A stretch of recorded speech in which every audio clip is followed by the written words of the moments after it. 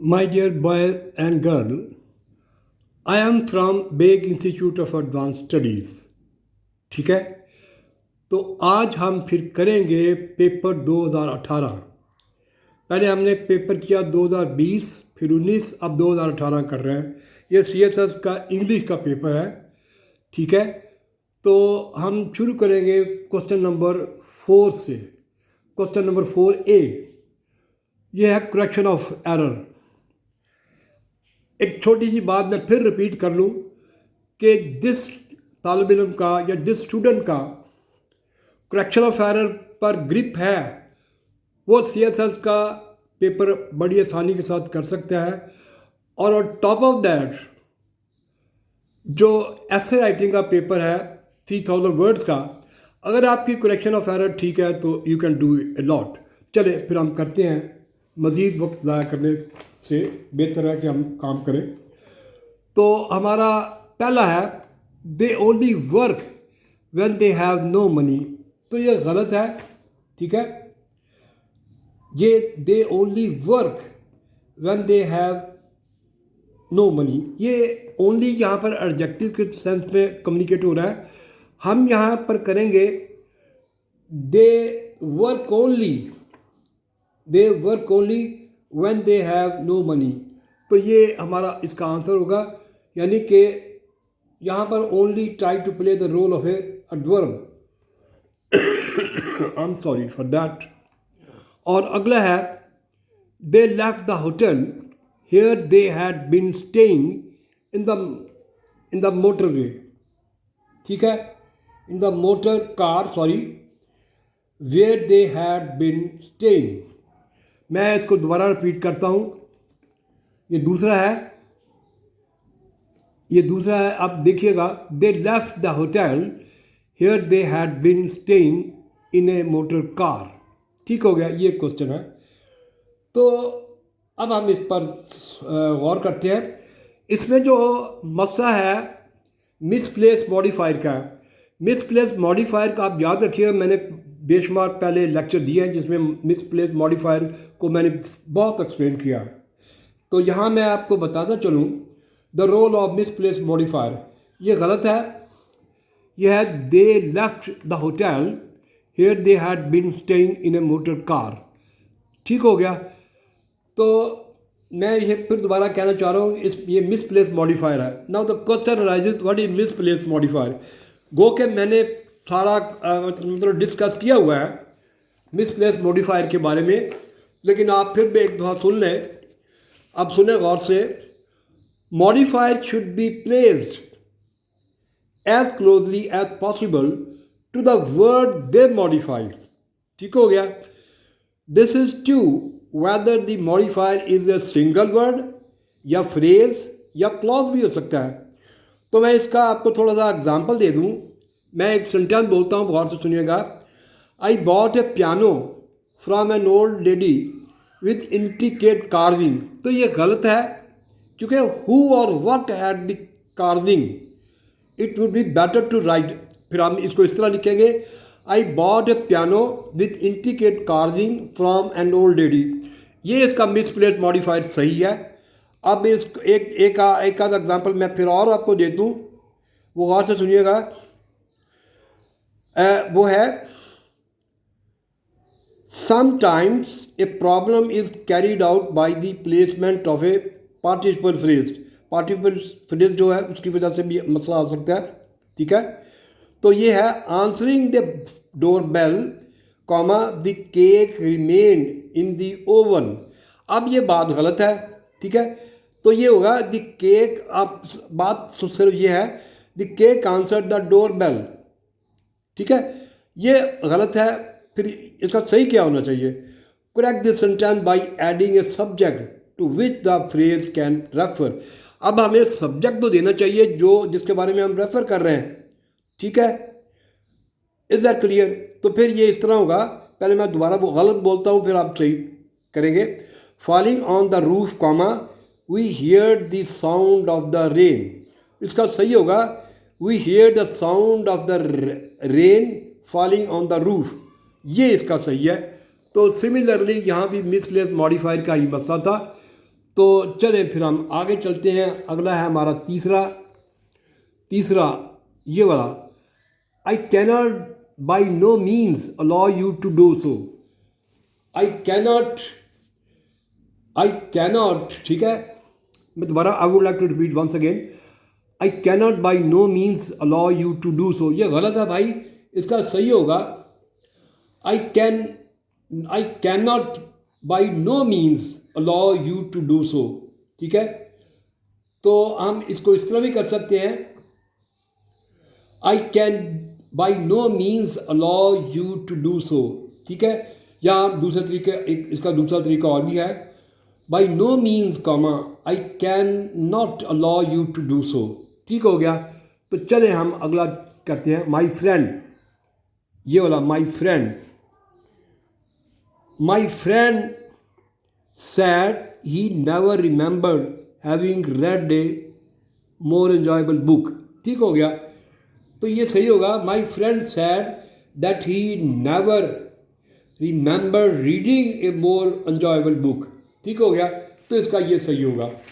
तो चले फिर हम आगे चलते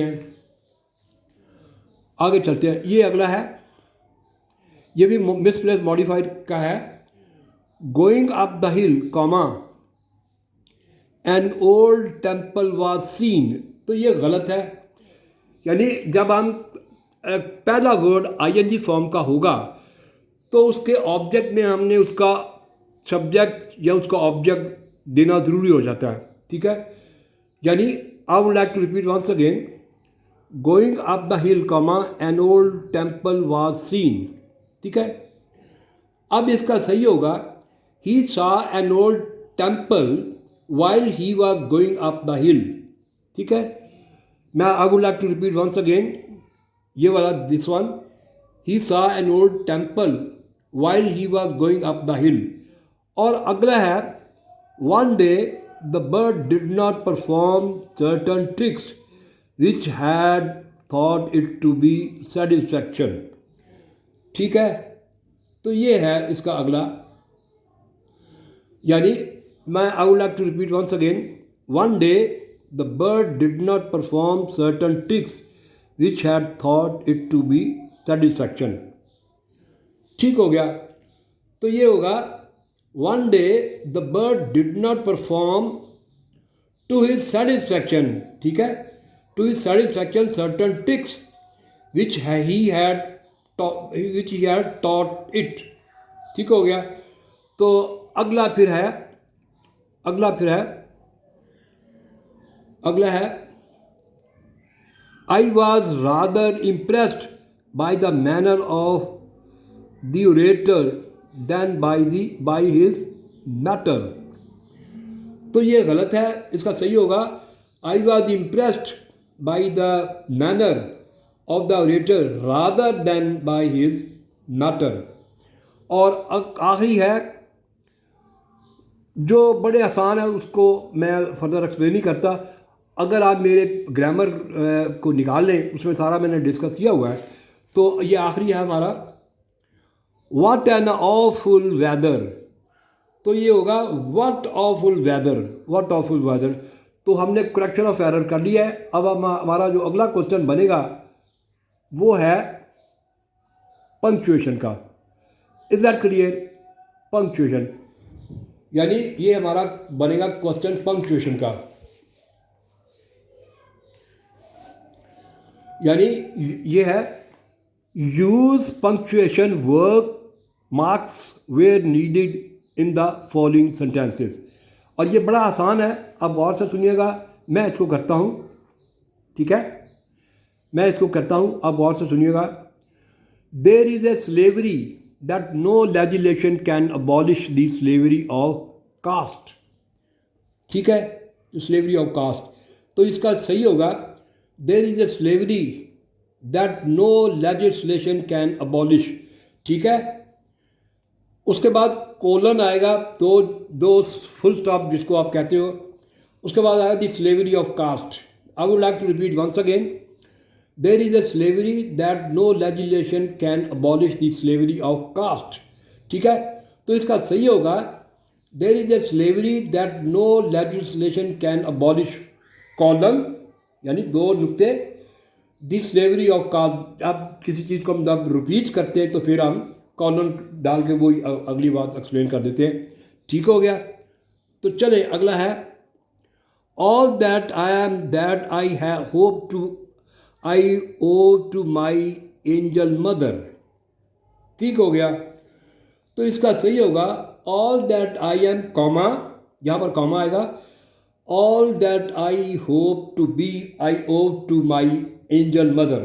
तो ये होगा। तो फिर तीसरा हम करेंगे, तीसरा है take away the babel and Cromwell वगैरह वगैरह। ठीक है। अब गौर से देखिएगा, ये पूरा आप नज़र आ रहा है। ठीक है। अब मैं करता हूँ इसको, अब मैं इसको करता हूँ। Take away the babble said Cromwell pointing to the mess which lay upon the table.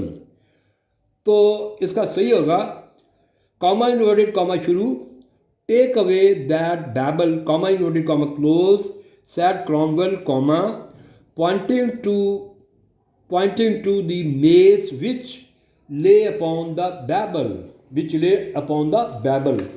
और अगला है नंबर फोर हम करेंगे, नंबर फोर करेंगे हम। और नंबर फोर है there is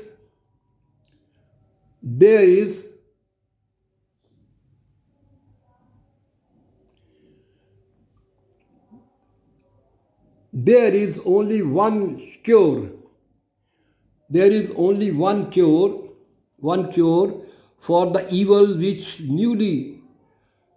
newly acquired freedom produces, and that cure is freedom। ठीक हो गया। तो ये है। अब इसका होगा, ये आप गौर से सुनिएगा, देर इज ओनली, मैं अब इसको करता हूँ, there is only one cure for the evil which newly acquired freedom produces, comma यहाँ पर आएगा, and that cure is freedom. ठीक है। और अगला है हिस्ट्री, आखिरी, history it has been said is the essence of innumerable biography. तो इसका होगा history comma it has been said comma is the essence of innumerable biographies. तो ये हो गया हमारा 4B। अब हम आएंगे प्रेपोजिशन की तरफ। ठीक है। फिल इन द ब्लैंक्स, मैं बोलता हूँ, आप गौर से सुनिएगा। ठीक है। ये हमारा है fill in the blanks.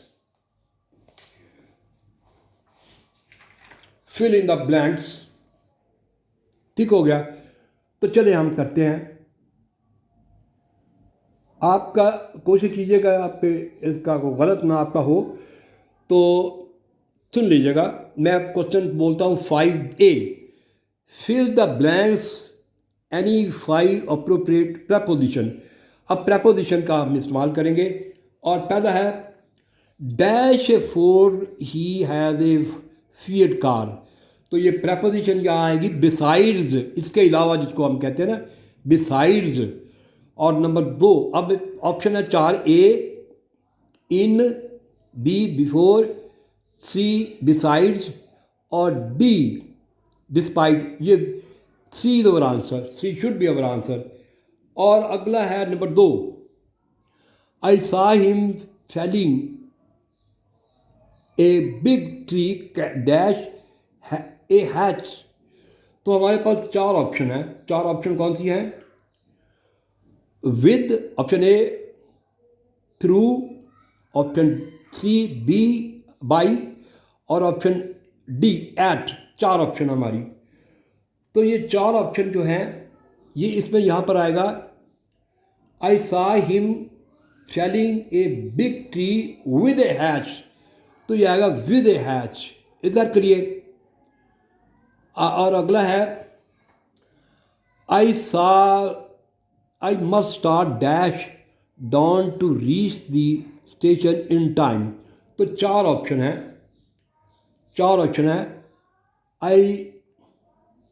I saw him falling a big tree वगैरह वगैरह हैच, ये हो गया। I must start dash down to reach the station in time.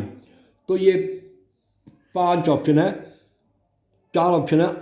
A on, B at, C by और डी आफ्टर। ठीक हो गया। तो ये आई मस्ट स्टार्ट एट, तो ये एट आएगा। एट इज दैट करिए, I must start at down to reach the station in time. और अगला है I have known him dash a long time.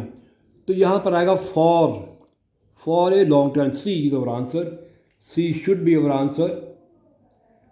Is that clear? For a long time. और अगला है फिर हमारा बनेगा, अब हम चार कर चुके हैं, तो पांचवा है फिफ्थ वन। ठीक है, फिफ्थ वन है will you dash walk my parlour sorry. तो चार ऑप्शन है। Option A in, option B to, option C by और option D into.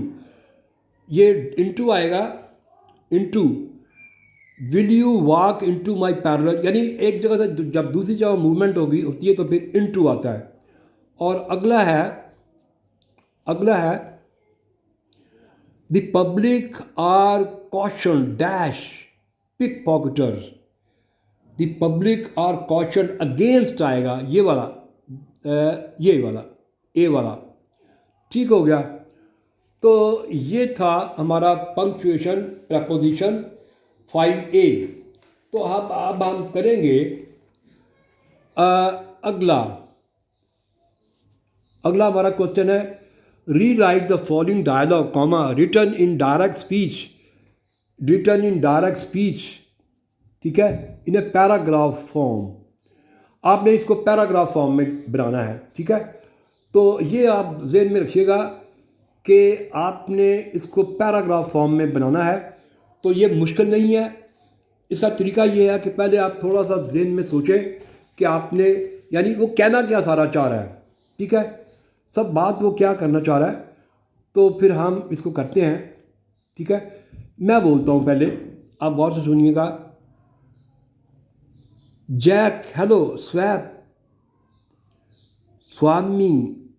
sweating away as usual, full stop, come out man, semicolon, shut up your old books, comma and have a game of tennis। ठीक हो गया।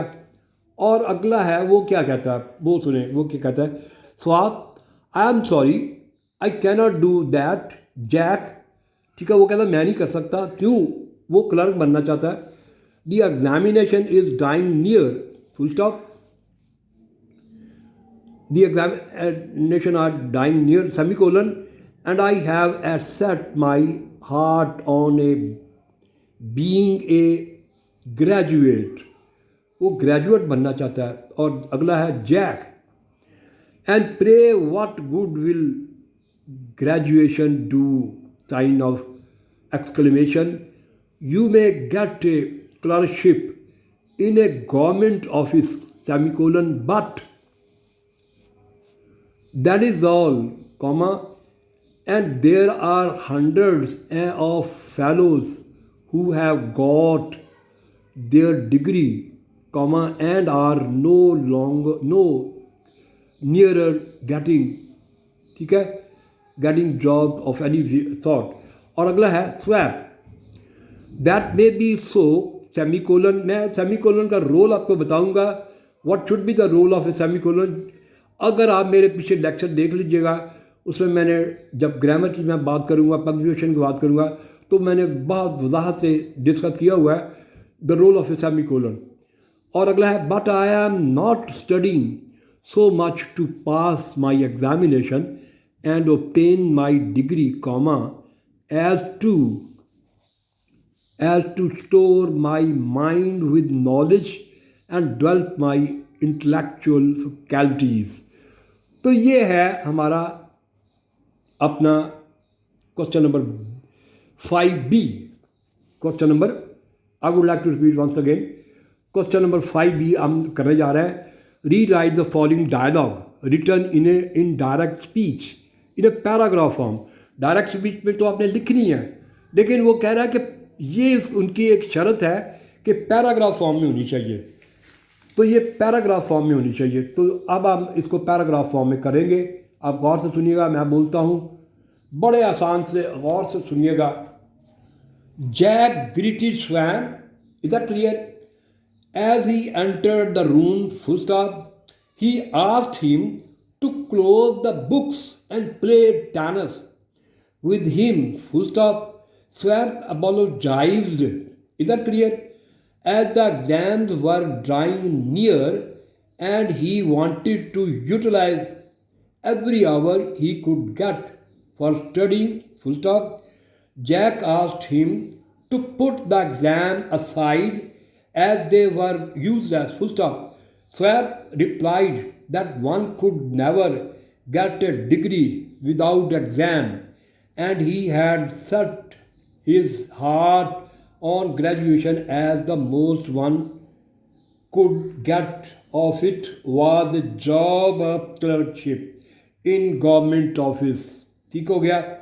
If not unemployment like so many other, full stop. Swam said that he was not studying to get, ठीक है.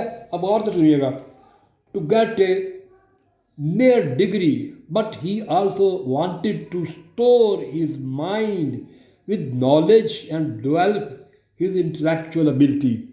तो ये था हमारा अगला क्वेश्चन. यानी हमने 5B कर लिया है. यानी ये था rewrite the following dialogue, comma, written in direct speech in a paragraph form. ये हमने पैराग्राफ फॉर्म में कर लिया है. तो चले अब हम आगे चलते हैं, आगे निकलते हैं.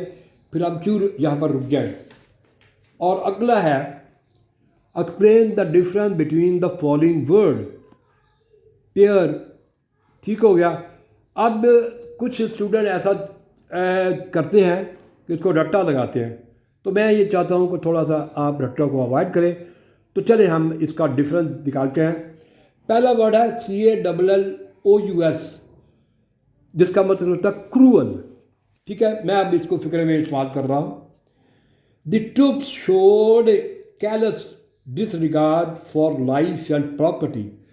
ठीक है, जब ट्रुप वगैरह होते हैं उनका यही काम होता है. हिटलर की जब आप देख लीजिएगा तो बड़े जालिम लोग थे वो. ठीक है, चलो अगला है, फिर हम करते हैं CALLUS. ये वाला, दिस वन, ये है. मैं अब इसका मानी समझा दूँ. An area of thick hand skin on a hand, thick hard skin on a hand और foot usually caused by rubbing. ठीक हो गया. तो ये इसका मानी है. यानी वो स्किन का जो एरिया है उसके बारे में बात कर रहा है. तो हम इसको करते हैं. The callus on her palm showed how hard she had to work. और अगला है बॉर्न, BORN, बॉर्न का मतलब पैदा होना, स्टार्ट, एग्जिस्टिंग. ठीक है, तो इसको हम इस्तेमाल करेंगे वर्ड फिक्रों में. He was born in to a decent family. ठीक है, and he try to maintain decorum and decency and thing like that. और अगला है born, BORN, born mean carried by. अब इसका बनेगा ग्लोबल वार्मिंग में इंक्रीज वाटर बॉर्न डिजीज़, जो बीमारियां वगैरह ले आती हैं. और अगला है फेंट, FAINT, फेंट. ठीक हो गया, FAINT, फेंट. आप गौर से देखिएगा, मैं इसको ज़रा थोड़ा इधर कर दूँ ताकि आप इसको देखते रहें। यह फेंट, फेंट mean very small, is that clear, very small. तो ये होगा देयर इज स्टिल ए फेंट hope that the electoral system may be reformed, ये था। और दूसरा है FEINT, फेंट। फेंट का मतलब है a movement intended to deceive an opponent, especially in boxing. जब आप खेल रहे हैं तो किसी को धोखा देकर पंच मारना होता है, उसको हम कहते हैं। ठीक है। मोहम्मद अली कले, ये this is one of the most important boxer, and I would like to discuss this boxer. Muhammad Ali made a feint with his right comma, then followed with a left hook। तो ये है। अगला हम करेंगे, अगला आप आ जाइएगा ये वाला। डिंजी, डिंजी मीन डार्क, ठीक है, डर्टी। तो ये अब हम करेंगे। The house was dark and dingy, therefore no one dare to live। Is that clear?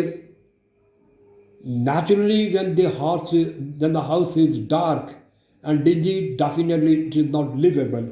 So that's why हमारा फिर ये बनेगा the house was dark and dingy, therefore no one dared to live।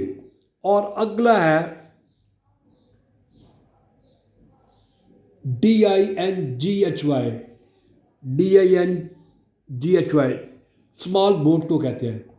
The crew were taken to shore in N inflatable dingy. तो चले फिर हम अगला करते हैं। ठीक हो गया। ये आ गया loose, LWSE, loose. Is that clear? Loose,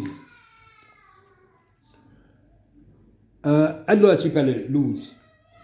unable to find something, unable to find something, ये है she lost her grand mother in massive crowd.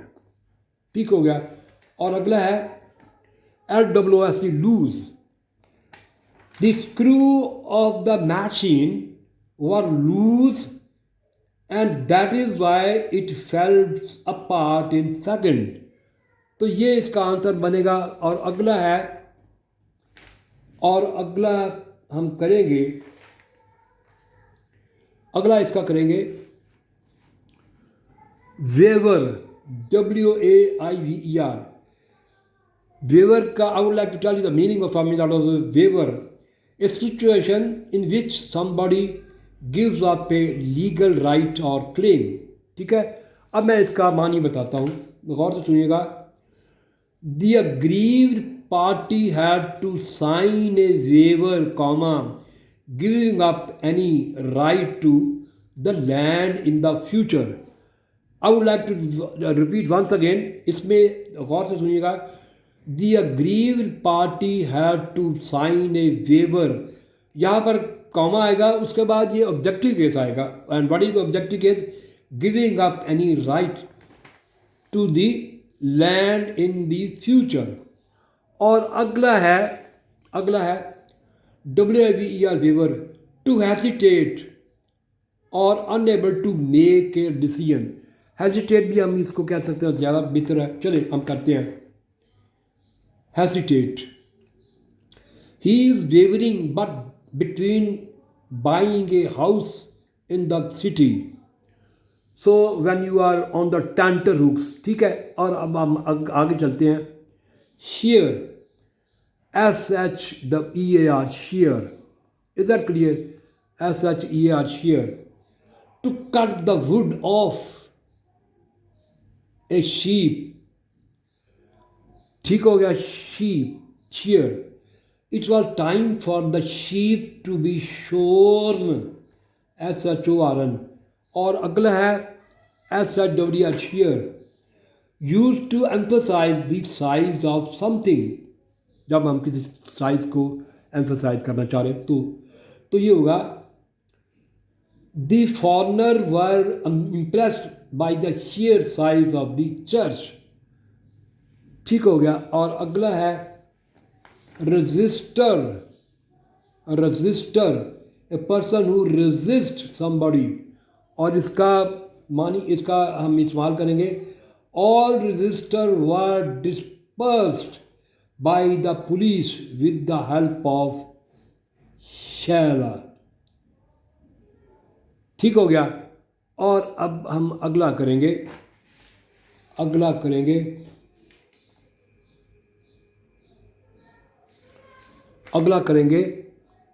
अगला जो है वो है, ये सारे हो गए, रजिस्टर रहते हैं, ये रह गया, ये रहता है। ठीक हो गया। अब हम इसको करते हैं, ये ले इधर register, RESISTOR, resistor is a device that offers resistance to the flow of electricity, Is that clear? Electricity का जो फ्लो है उसके बारे में जब हम बात करेंगे। ठीक हो गया। तो ये था हमारा पेयर ऑफ वर्ड्स का। अब हम आ जाएंगे इस तरफ। ये अगला क्वेश्चन है,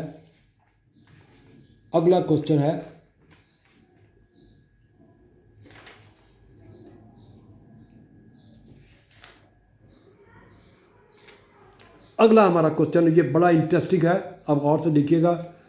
ये अगला, use only 5 of the following in sentences which illustrate, is that clear, which illustrate there meaning, is that clear. तो फिर हम ये करेंगे, पहला है शो एंड टेल,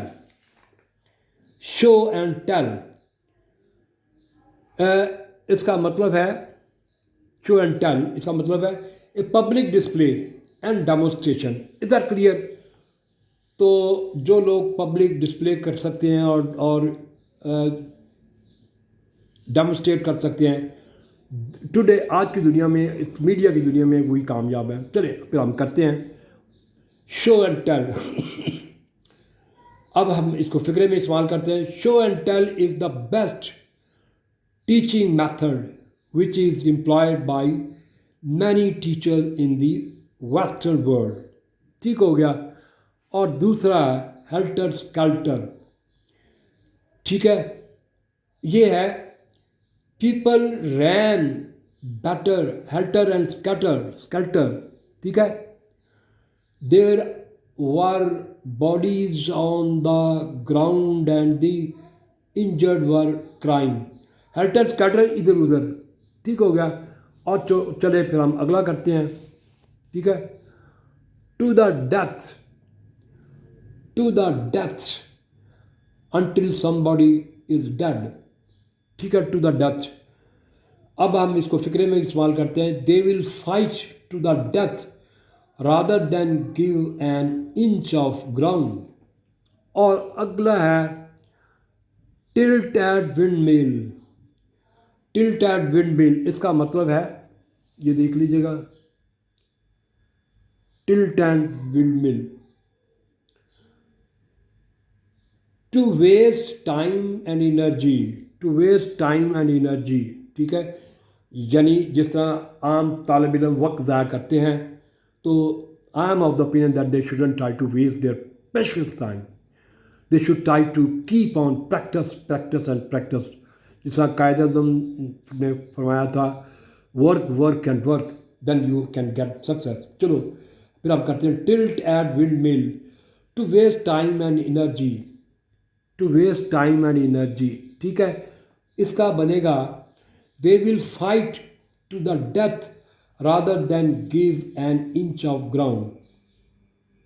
ठीक है, तो ये तो हमने कर लिया था। अब हम अगला कर रहे हैं, यानी tilt and wind at build for some reason comma, यानी इसका मतलब वेस्ट टाइम एंड एनर्जी।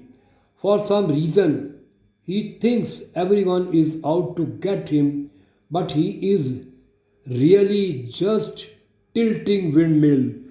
वो तो tilting windmill यानी वक्त ज़ाया करना। ठीक है, अब हम आगे चलते हैं,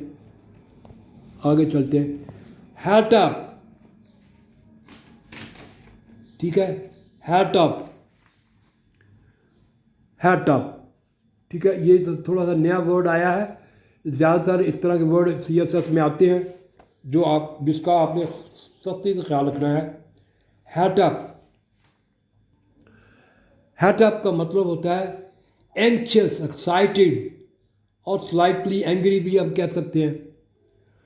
the customer was all het up about the extra cost, ठीक हो गया। और अगला है the whole ball of wax, the whole thing, everything वगैरह वगैरह, ठीक है। तो ये होगा he panicked, panicked, PNICKED, comma, he cried the whole ball of wax. और अगला है it is about time, it is about time, यानी इसका मतलब it is right time. It is about the time you clean your room, ठीक हो गया। और आखिरी है, ये आखिरी मैं आपको बता दूं, ये वाला गौर से देखिएगा। आखिरी पंच अप, ब्रॉल या क्वर्ल, लड़ना झगड़ना भी करना। Punch up, brawl, quarrel, the argument ended in a punch up, यानी कि झगड़े पर ख़त्म हुआ। और अब हम करेंगे आखिरी हमारा सेंटेंस, आखिरी क्वेश्चन है, ये है question number 7। Translate the following Urdu paragraph into English by keeping in view figurative idiomatic, ठीक है, एक्सप्रेशन, फिगरेटिव इडियोमैटिक इंप्रेशन। तो मैं कोशिश करूँगा इसको फिगरेटिवली डिस्कस करूँ, ताकि ये आप, बाज़ औक़ात ऐसे स्टूडेंट होते हैं जो इसको उसी तरह लिख जाते हैं। जब उन्होंने कहा कि ये शर्त डाल दिया कि फिगरेटिव एंड इडियोमैटिक होना चाहिए, तो कोशिश करें आप फिगरेटिव लैंग्वेज का इस्तेमाल करें। तो चले फिर हम करते हैं। पहला है लाहौर शहर सियासत ही नहीं सकावत का भी कदीम मरकज़ है। Is that clear? Lahore, now I try to communicate. Lahore is not only an ancient political center but also the culture as well. I would like to repeat once again. दोबारा बोलता हूँ, गौर से सुनिएगा। लाहौर शहर सियासत ही नहीं सकावत का भी कदीम मरकज़ है। तो ये होगा Lahore is not only an ancient political centre but also the culture as well. और अगला है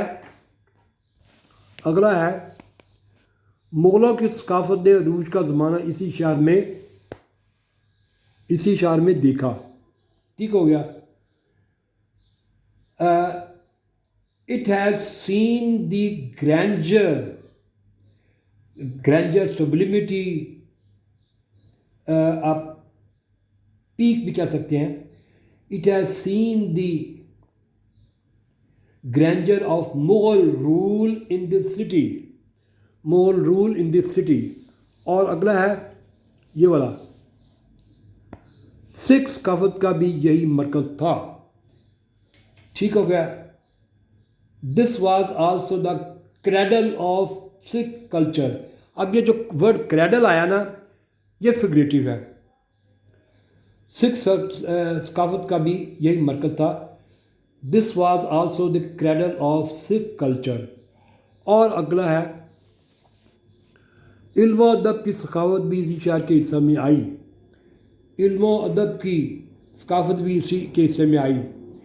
it also served, again figurative, and you can also say communicate it, I mean that idiomatic. It also served as a center of culture and art. अहले तसव्वुफ, ठीक हो गया, कभी यही मरकज़ था, ठीक है।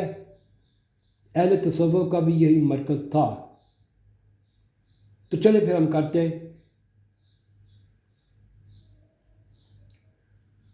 अहले तसव्वुफ का भी यही मरकज़ था। अब गौर से सुनिएगा, again it's figurative to some extent.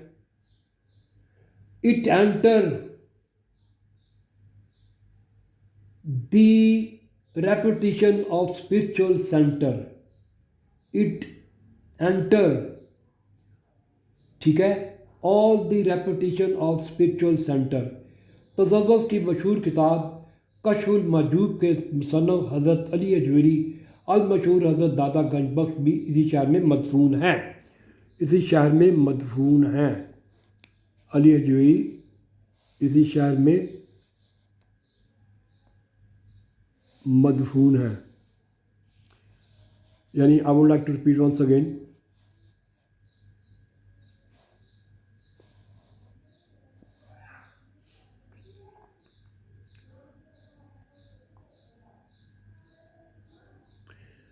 I would like to repeat once again. यह है तसव्वुफ़ की मशहूर किताब कश्फुल महजूब के मुसन्नफ़ हज़रत अली अजवेरी अल मशहूर हज़रत दादा गंजबख्श भी इसी शहर में मदफून हैं, इसी शहर में मदफून हैं, इसी शहर में मदफून हैं, ये मदफून हैं, दफन है यानी कि। The writer of famous book Kashful Mahjoob Data Ganjbakhsh is buried in Lahore, is buried in Lahore, ठीक है। और अगला है, अंग्रेज़ों के दौर में भी लाहौर का फैशन पूरे हिंदुस्तान में राइज होता था। ये बात याद रखिएगा कि ये जो फैशन था लाहौर से चलता था। और आज भी ये जो बम्बे वाले लोग कहते हैं, ये दिल्ली वाले कहते हैं कि फ़ैशन हमसे चलता है, लेकिन फ़ैशन लाहौर से, क्योंकि ये कल्चर था। और अब हम अगला करते हैं, अंग्रेज़ों के दौर में भी लाहौर का फैशन पूरे हिंदुस्तान में राइज होता था, ठीक हो गया।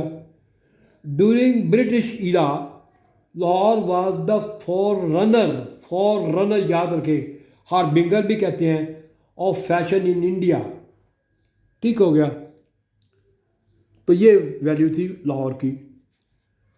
और अगला है, मैं एक मिनट, क्या में पाकिस्तान के बाद भी इस शहर की अहमियत कम नहीं हुई।